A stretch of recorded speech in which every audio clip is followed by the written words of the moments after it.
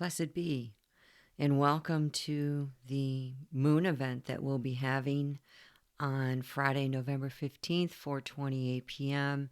Eastern Standard Time, looking at the Beaver supermoon in Taurus. I want to open with the message here and share just a little bit about the full moon and what it means when we're in this cycle so we can have a better understanding of what this moon is speaking and the cycle it's in, as well as what planet is ruling this moon. So the full moon occurs 14 to 17 and a half days after our new moon. And it's when the sun is exactly opposite from the moon. So the full moon is going to bring a culmination of energy. It celebrates a high tide. And full moons bring emotions that are running high and that tap in directly to our subconscious nature. Therefore, we can see moon mania on full moons, moon madness on full moons, as we look at the archetype of the moon itself and what it means and what it represents, which is our emotions and our deep instinctive nature. Therefore, our general moods and our attitudes and our habits, how we adapt to our environment is our moon. And the moon is directly correlated to the mother, which is directly correlated to Cancer, which is directly correlated to the fourth house, which is directly coordinated to the masses because of the ancestral theme of the mother. So it's very public.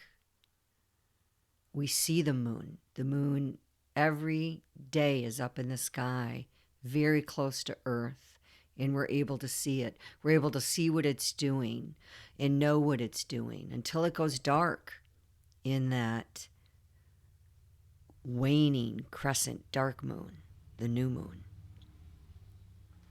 So when we look at the moon and we see it full, we see that it needs to go to the next phase and empty.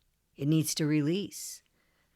So we can have with full moons a swell of feelings, a swell of emotions, a swell of harmonious energies, because everything is ready to be birthed and ready to be released, and it's just following this harmonic cycle. The full moons will show what we've been suppressing and if we've been honoring that inner nature. It's an awareness because it's so bright, so full in the darkest of the time of the day, nighttime. So now we can see, and now we're aware, and now we know. So this powerful time can present itself in a way that can be dramatic and also tricky. Learning about your moons, learning about the cycles, if you're drawn to it, can be greatly beneficial. And so we need to take care of ourselves under these moons, especially under a full moon. We need to acknowledge that it might not be the most comfortable time giving birth to something, releasing, getting it out and forward and no longer part of us, so to speak. As we birth a child as women, the baby now, once that cord is cut, it's separate from us forever. So the moon wants us to wax and wane, and ebb and flow, and be in tune with whatever energetic frequencies are impelling this moon.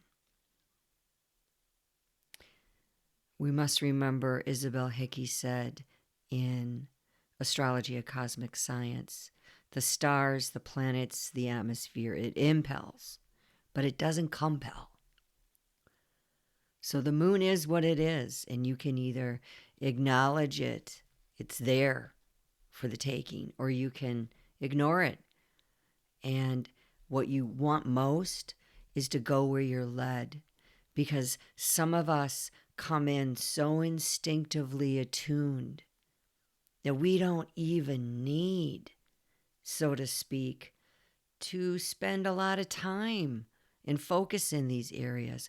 But others that are drawn to work in these elements, work in these ways, work in these modalities, all these partnerships with the moon and what it means, chances are your energetic signature is seeking and going towards and wanting to know more if you're drawn to these moons. So go with how you're wired. What is important is you find your balance with how to work with the moons. Let it call to you. Let it do what it wants to do in energetic ties to your direct soul map, to your direct soul imprints, to your direct relating. This is what is important. So, what is guiding this moon? What is the planet that is governing this moon? And that would be Venus. So Venus rules this moon. And Venus is a benevolent planet. It is highly magnetic. Venus also rules Libra. So whenever we consider even a Taurus-led moon, we must also consider polarity. We must also consider what is opposite Taurus, which is Scorpio, and bringing in a balance with Scorpio to Taurus and Libra to Scorpio, Libra to Taurus, and Libra represents relationships, even though it is not a Libra moon. So the main focus is not relationships here, but do we not have a significant connection with how we relate to others, who we relate to, when we relate, and why we relate? Yes, we certainly do. Because no man, I believe, is an island in and of itself. I believe our connections matter deeply and can impact us for good or ill. So Venus is our capacity to love here. With it in Taurus, it's related directly to money, directly to wealth. Why? Because Taurus is an earth sign. And earth signs are definitely concerned with going down with their energy and being very practical and concentrated. When you think of Taurus as the bull, this is a very powerful force inside the bull, extremely rooted to the earth, connected with 4 legs, not even 2, but 4. This is an animal here, represented with the Taurus zodiac sign. Mantra being, I have.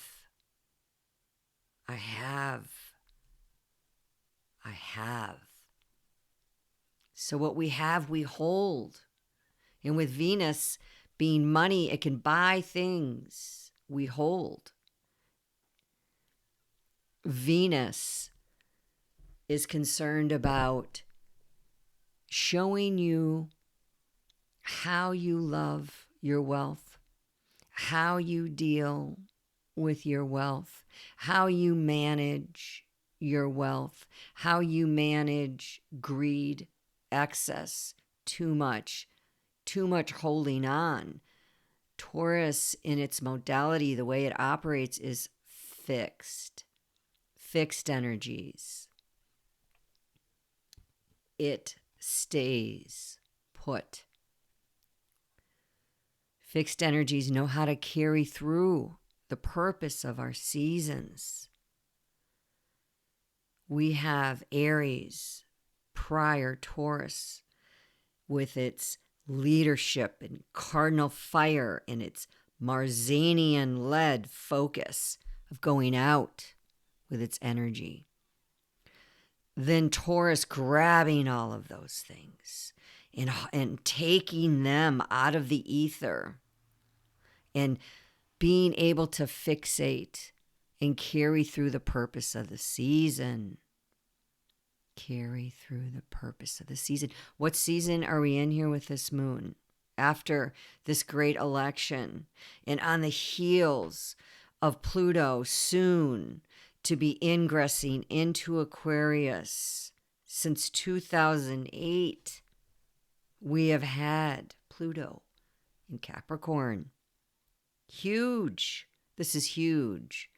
Taurus is asking on the prelude to the Plutonian event that all of astrology has been speaking about for quite some time, is asking about the word perseverance. Perseverance. Perseverance. How are you preserving your energy? How are you fixating your energy? And how are you sensing your energy? And this gets us to Venus being highly magnetic, highly sensual when in Taurus, because it can move around in Earth, and Earth is full of all kinds of lovely experiences and not so lovely experiences. Yes? So Venus is asking you, what in this full moon are you fixating on in Venetian themes surrounding wealth, surrounding your security? This is important because Taurus has to do with our security and how our possessions provide us comfort, how our earthy place, our earthy dwelling, our earthy spots, where we place ourselves on earth, our materialness of life is. How is all that? Well, probably not so good in light of where we are financially if you live in the United States. Probably not so good if you are a young family with children and groceries have gone up to the tune of some places 46%. National average is a bit lower, yes, but we're seeing crazy town out there. So we're seeing the energies in the air say, listen, I see what's going on.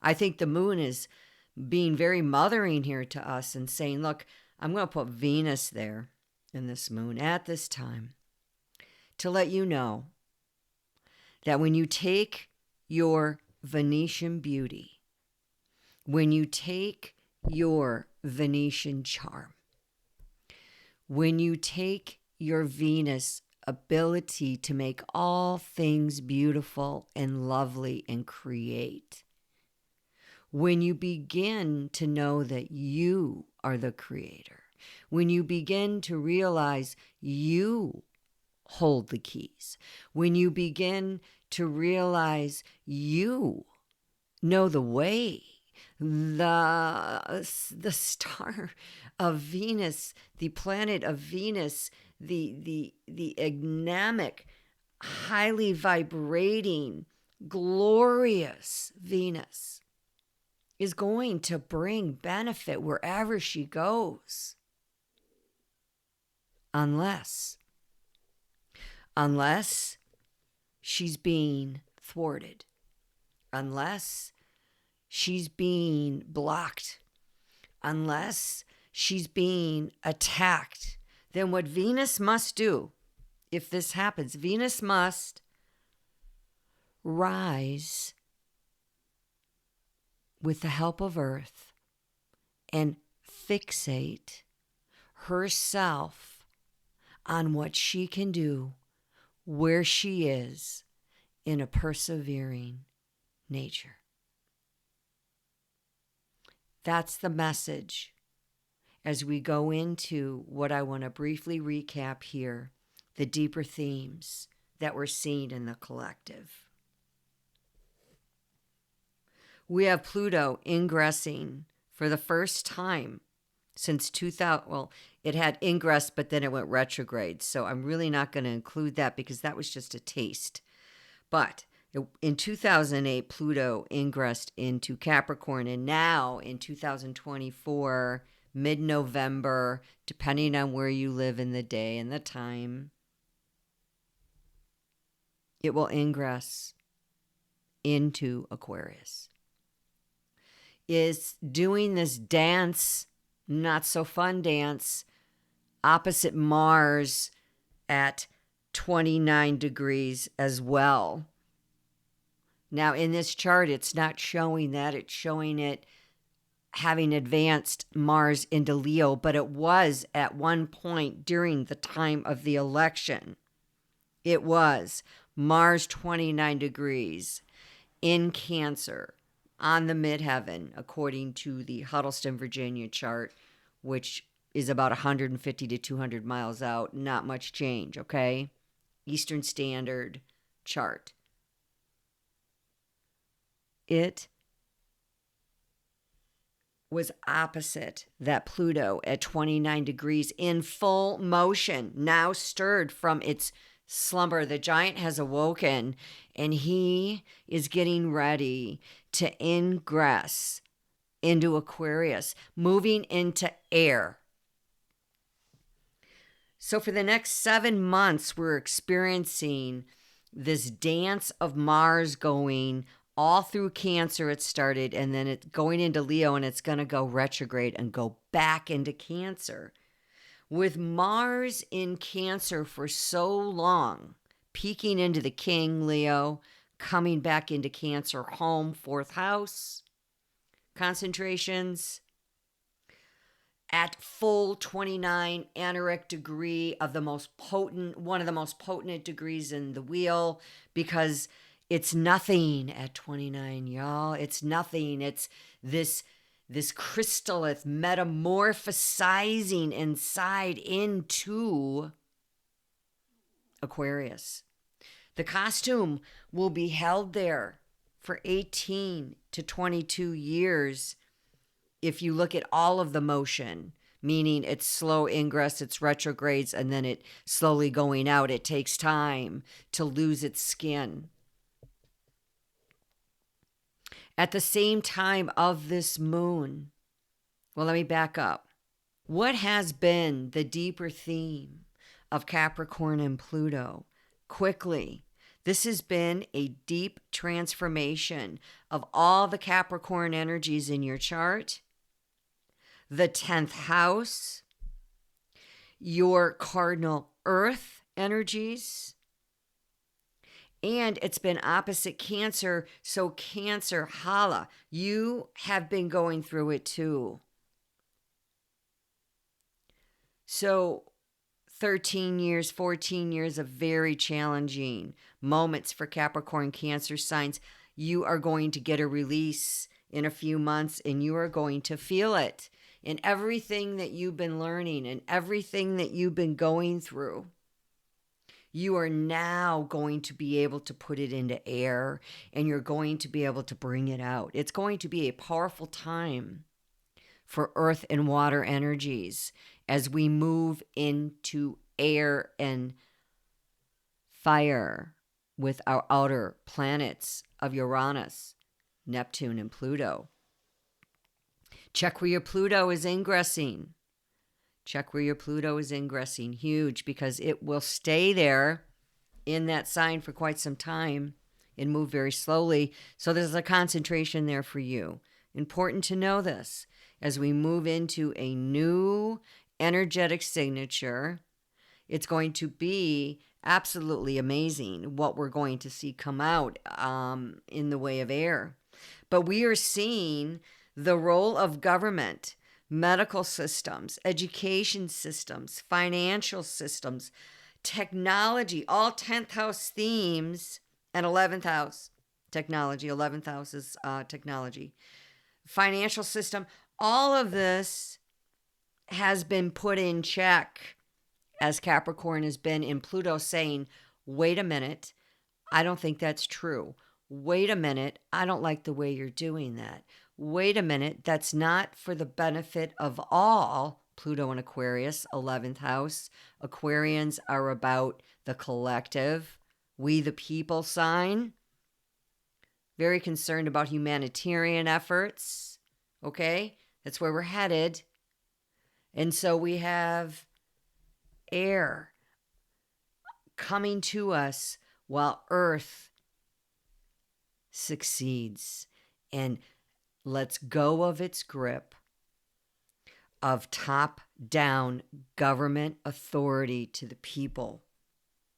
There is now going to be, over the years that are coming, a check and balance of these authoritative systems, of these patriarchal, I have to say it because it's been, if you study the sky map in history, a check and balance of, hey, we're going to remove the veils and the water bearer is going to step up and firmly stand in his masculine, yang, fixed air and pour the water, which represents the truth, out onto the earth. And we are going to see an outpouring of truth hit us, an unmasking of hidden agendas, an unmasking of all things Hollywood, an unmasking of all things financial system corruption, an unmasking of all things technology that's been hidden from us, an unmasking and unveiling of intelligence and communication in fixed modality. So it's staying. It's not going anywhere. And fixed modalities, remember what they are. They are persevering and they are stubborn. Which means as the new air comes on this earth and is poured out, we have the shadow side of, look, I'm going to stay in my intelligence. I'm going to stay and not be moved. Remember, Earth is a place of polarities. We are one coin, Earth, with two sides. So we must always consider the expressions of Pluto and Aquarius in both directions and what this could possibly mean. Pluto is compulsive forces of the unconscious nature. Pluto is ruled solely over Scorpio, ruling solely over Scorpio. So Scorpios are going to be called out during this time as well in a very strong way. All you Scorpio, sun, moon, ascendants, all that work you've been doing, it's time. And you know that, and that's all I'm going to say about that because you know what I'm talking about. You know what I'm talking about. You know what I'm talking about. Pluto, it brings about great transformation. It is the crystallith, just constantly changing and transforming and creating. When we transform, something new is creating. Therefore, Pluto is highly creative. Highly creative. And we'll see this onslaught of AI in highly creative energies. coming forth. Ability to organize and deal with power structures within society. Yes, Scorpios are the investigators of the zodiac. They are the diggers. They are the searchers. They want to get to the bottom of things, to the dark cave underneath. They're going to pull everything back and they're going to start to speak. And this is due. This is overdue for if you are a Scorpio moon, sun, ascendant. I know it has not been easy. And chances are 99% of you, I'm calling it, have had a very hard, transformative life, full of change.